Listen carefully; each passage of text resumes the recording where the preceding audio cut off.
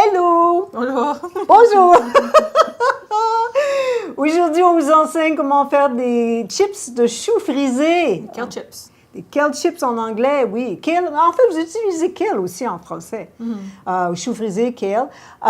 Et c'est quelque chose qui était vraiment très, très, très populaire il y a environ 5 ans. On en voit de moins en moins maintenant. Mais ceux que l'on fait, nous, sont toujours très, très populaires. On se souvient au café, n'est-ce pas? Au café, les gens venaient et puis il y avait des amis avec... on offrait les chips de choux frisés. « Ah non, non, non, j'aime pas ça, j'ai goûté. Non, non, j'aime pas ça. » Et les copains avec qui ils étaient, « Ah, mais t'as pas goûté à ceux-là. » Et une fois qu'ils avaient goûté, évidemment, ils adoraient ça. Oui, ils sont très beaux. Et Christelle aussi, je pense qu'elle aimait ça. Oui! OK, alors on y va. Donc là, vous vous demandez peut-être qu'est-ce qui se passe ici dans notre petit paquet. Alors, c'est tout simplement lorsque vous achetez votre chou frisé, si vous le mettez dans de l'eau glacée et ne pas l'essorer, juste garder l'eau qui le couvre et ensuite le recouvrir comme ça dans un linge qui est aussi humide et le garder au frigo. Entendez-vous là? Alors, c'est très, très frais, ça rebondit. C'est ce que nous avons besoin pour faire les chips. C'est vraiment merveilleux. Alors, on va vous montrer également comment les enlever de la tige parce que c'est une chose que les gens disent souvent, « Ah, c'est tellement difficile. » OK, alors tout simplement, prenez votre feuille avec le dos de la feuille face à vous et là, avec le pouce et votre index, vous enlevez les feuilles le long de la tige. Tout simplement comme ça. Et justement, c'est bien de ne pas avoir des gros morceaux parce que par la suite, lorsque vous mettez la sauce, c'est plus facile si les morceaux ne sont pas trop gros. Sinon, la sauce peut se cacher à l'intérieur de la feuille. Et là, nous allons avoir jusqu'à 125 grammes. C'est ce que nous avons besoin pour notre recette. Bon, enfin, pour faire une recette, évidemment. Lorsque vous le faites, vous aimez peut-être et vous allez peut-être en faire plus. Oh, 130. 130? Ah non, c'est correct. Parce que c'est bien, en fait, d'enlever les feuilles de la tige seulement pour ce qu'on a besoin. Parce qu'évidemment, si on laisse les feuilles sur la tige, ils vont se conserver plus fraîches plus longtemps. Superbe. Et là, la prochaine étape, nous allons tout simplement faire la sauce. La sauce secrète. Alors, quand j'avais mon café, évidemment, je ne voulais pas donner ma recette. Parce qu'on en faisait énormément à chaque semaine. On achetait 2 caisses de 24 têtes de choux frisés plusieurs fois la semaine pour faire les chips. Et imaginez le nombre de chips que ça Quand on faisait donnait. des chips, tous les déshydrateurs étaient utilisés pour les chips. On en avait... 8 ou 12. Non, c'est vrai, on en avait 4, 8 à la fenêtre, puis on en avait un autre 4 en haut. On en avait 12. Wow! Alors, tous les déshydrateurs, c'était seulement des chips. Et on utilise, le premier ingrédient, c'est du tahini cru, et nous avons besoin de 135 grammes. Cru parce que ça fait vraiment la différence, vraiment. Là, la première fois que vous faites la recette, faites-la exactement comme je vous l'enseigne. Cru est très important. Tahini qui est torréfié, le goût est complètement différent. Oui, torréfié. Rôti? Enfin, la traduction de roasted, c'est torréfié. Et rôti aussi, ça peut être utilisé. Alors, donc, 135 grammes. Comme vous pouvez voir, Christelle utilise, ça c'est très bien parce que vous pouvez utiliser le couteau pour aider à calculer plutôt que de brasser la cuillère, là, comme on fait parfois. Là. Et ça nous donne quelque chose qui est plus juste. Toujours, comme je dis, c'est toujours idéal de suivre la recette. Alors, c'est ce que fait Christelle. Elle le fait très, très bien. Voilà. Oui, c'est bien. Superbe. Le prochain ingrédient, c'est le tamari. On utilisait du tamari semblé et c'est 45 grammes, donc 180. On utilisait du tamari semblé. C'était évidemment pour un besoin qui était pour nos clients au café, mais aussi le tamari est un goût qui est beaucoup moins salé que la sauce de soya. Alors vraiment, j'insiste que vous utilisiez du tamari. Ensuite, nous utilisons du cidre de pomme, du vinaigre de cidre de pomme. Et ce qui est important, peut-être, c'est difficile à voir, mais si vous voyez le SCOBY à l'intérieur de votre bouteille, c'est vraiment ce que vous avez besoin. Ça indique que c'est cru. Ça n'a pas été pasteurisé. Et aussi, vous voyez la couleur du cidre de pomme qui était quand même assez foncé. Si la couleur est pâle, alors ça, c'est peut-être que la pomme a été enduite d'un enduit végétal. Vous connaissez, vous avez peut-être entendu parler. Ça s'appelle Apeel, A-P-E-E-L. C'est un enduit végétal qui permet, oui, de garder le fruit plus longtemps, plus frais plus longtemps. Mais c'est aussi, il y a des produits chimiques que ce n'est pas idéal qu'on les ingère. Alors, c'est bien d'avoir plutôt vraiment le cidre de pomme fait avec des pommes, tout simplement des pommes, sans toucher aux pommes. Et voilà. Ensuite, nous avons le jus de citron, 37 grammes. J'aimerais avoir une cuillère, ma belle. Regarde, prends celle-là ici. Ah, non, mais tu peux verser comme ça. Si tu amènes la bouteille à la cuillère, voilà, c'est parfait. Alors, 37 grammes de jus de citron que vous pressez vous-même. Et là, tu te retrouves à 262. Jus de citron que vous pressez vous-même, celui qui est à l'épicerie qui est pasteurisé, a un goût métallique. Et vraiment, achetez surtout pas celui qui est vendu dans le citron jaune en plastique, là. L'ingrédient suivant est Levure nutritionnelle. Merci. On a fait la vidéo en anglais d'abord, alors là, mon franglais qui se mêle. Alors, c'est la levure nutritionnelle et celle que j'aime utiliser est de Red Star. Il y a aussi le B12 qui est ajouté, donc c'est une très bonne chose. En même temps, c'est un supplément. La levure nutritionnelle, c'est fantastique aussi à ajouter sur votre salade. Alors, c'est quelque chose vraiment à utiliser. Le prochain ingrédient est la poudre d'ail. Évidemment, vous pouvez, et c'est 15 grammes, Christelle, donc 296. Évidemment, vous pouvez utiliser de l'ail frais. Ça veut dire à ce moment-là que vous allez peut-être utiliser, alors évidemment la poudre, ça prend, attendez-moi que je me souvienne de la conversion. Je vais le mettre dans la publication. Je peux pas j'aime mieux le mettre dans la publication pour vous donner des informations plus justes. D'accord. Alors là, on ajoute aussi la mousse de mer qui est, j'ajoute à toutes mes recettes, 92, vous m'avez entendu probablement dans les recettes auparavant, 92 minéraux des 102 dont nous avons besoin. Donc, j'en ajoute tout simplement à toutes mes recettes. Et voilà. Et ensuite, on mélange.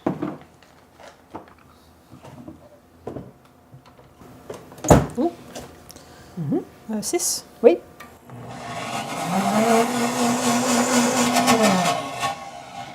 Alors, il s'agit tout simplement de mélanger pour que les poudres qu'on a mis à l'intérieur se mélangent bien avec tous les autres ingrédients.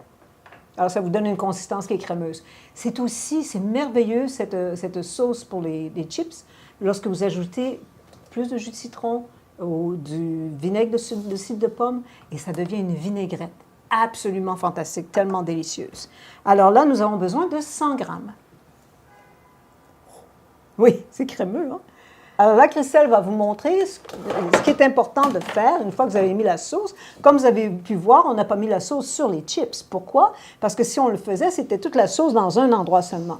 Là, Christelle va vous montrer, on appelait ça de faire une fleur.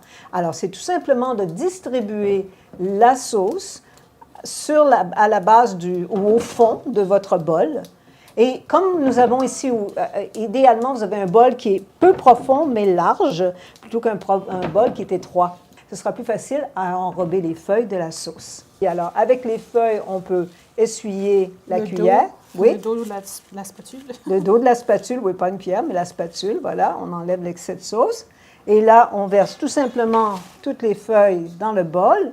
Et là, ce qui est, mais alors là, important, c'est... Il faut absolument le faire, s'il vous plaît. C'est de tout simplement faire bouger les feuilles, mais il ne faut pas fermer sur les feuilles. Il ne faut pas briser les feuilles. Il nous était arrivé comme ça que nos chips ne goûtaient pas aussi bon. On se demandait pourquoi. Et c'est tout simplement qu'un employé avait adopté une façon différente de les faire. Ils ont entendu que c'était bien de masser les feuilles pour qu'ils sont plus tendres, mais avec les chips, non. On veut les garder croustillants. Et on veut les garder croustillants. Et même si vous avez entendu qu'il faut masser l'huile dans les feuilles de kale, de chou frisé, allez-y délicatement, parce que si vous brisez la feuille, elle devient amère, très, très amère. Parce que c'est quoi the cell walls? Les murs cellulaires. Les murs cellulaires, oui.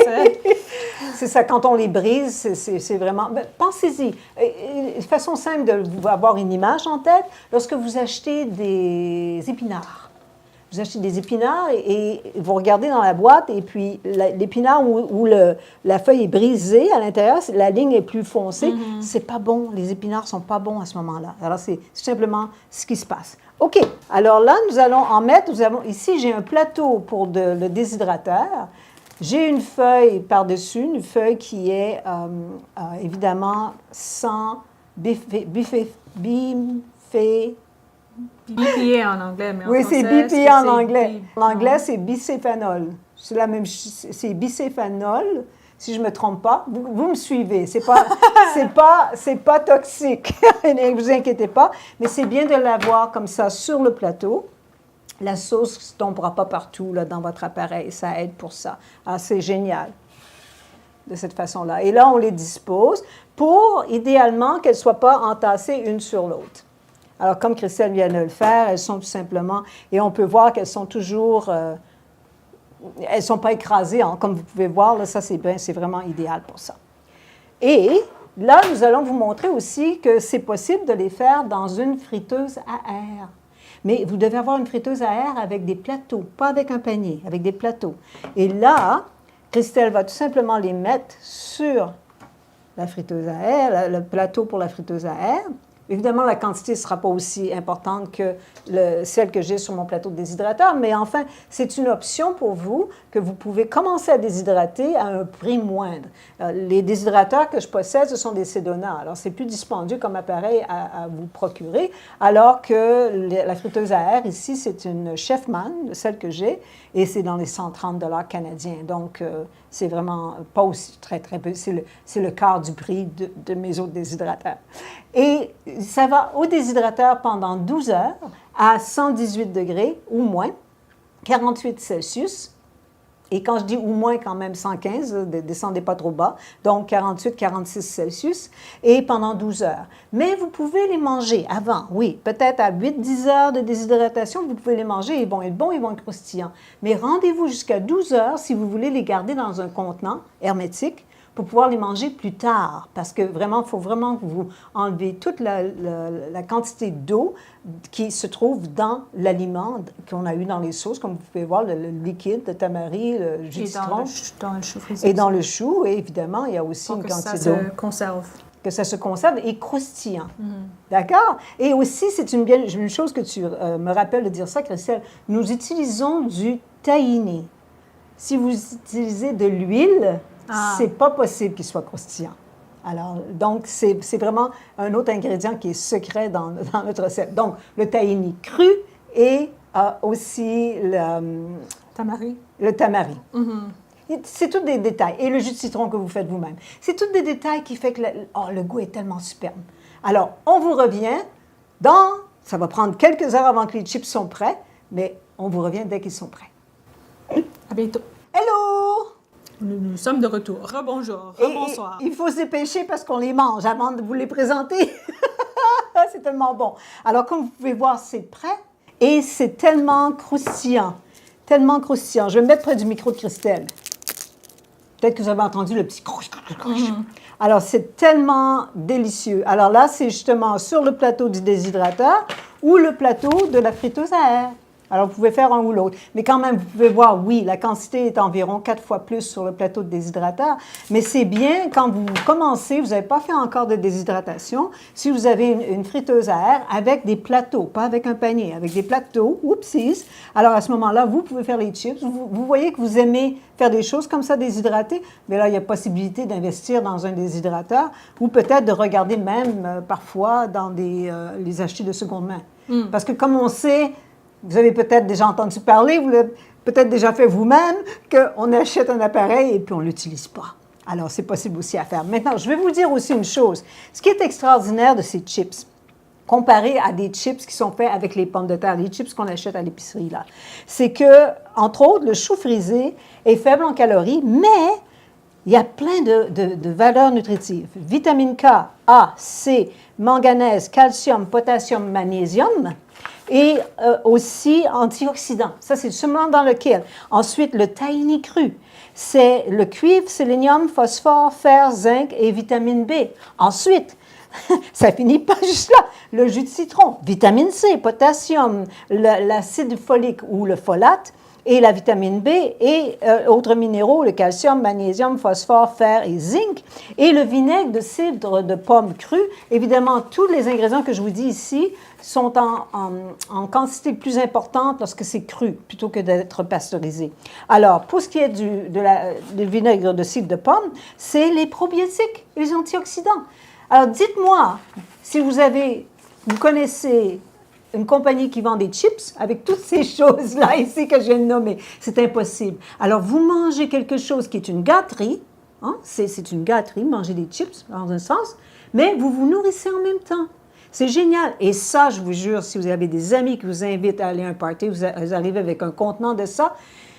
D'ailleurs, il va être mangé en un instant, puis là, ils vont vous demander, est-ce que tu en as l'autre? C'est tellement bon. Aussi, ce qu'on pensait, moi et Christelle, on faisait un brainstorming sur comment on peut faire les chips, peut-être avec d'autres saveurs.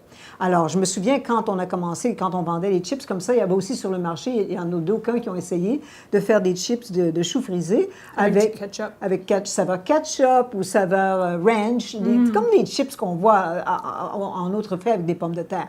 Ce qu'il faut penser, c'est que le kale a un goût amer. La pomme de terre, c'est assez neutre.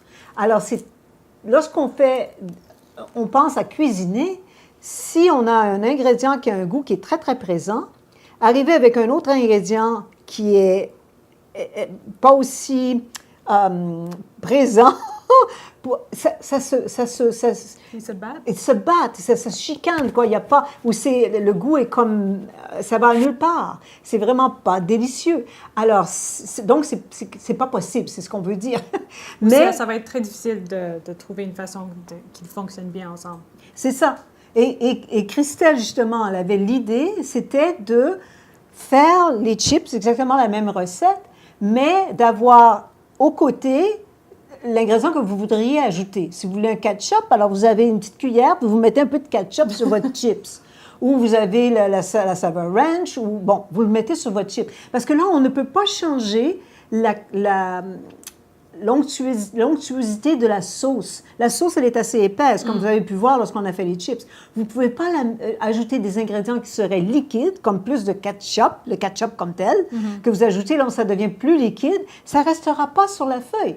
Parce que lequel est, comment tu disais, Christelle, Hydrophobique. Hydrophobique, je crois que c'est la même chose. C'est comme le dos d'un canard. On le lave avec l'eau, puis l'eau coule déjà tout de suite. Alors, la sauce ne peut pas devenir plus liquide. Elle doit demeurer épaisse comme elle est. Donc, vous ajoutez par la suite des choses que vous voudriez essayer. Entre autres, même dill pickle. Oui, alors comme si vous avez comme de l'aneth sèche. Oui, ça pourrait être ça. Même fraîche. Puis la couper fine. Oui, mais encore là, l'aneth, ça pourrait être ajouté directement dans la sauce. Je ne sais pas vraiment. Il y a une question de quantité. Je ne l'ai jamais essayé. Mais là, tout simplement, faites-le exactement comme notre recette parce que c'est délicieux. Faites des essais par la suite. Et voilà. Alors, aimez la nourriture qui vous aime. Mangez santé pour votre santé. Bon appétit. Bon appétit.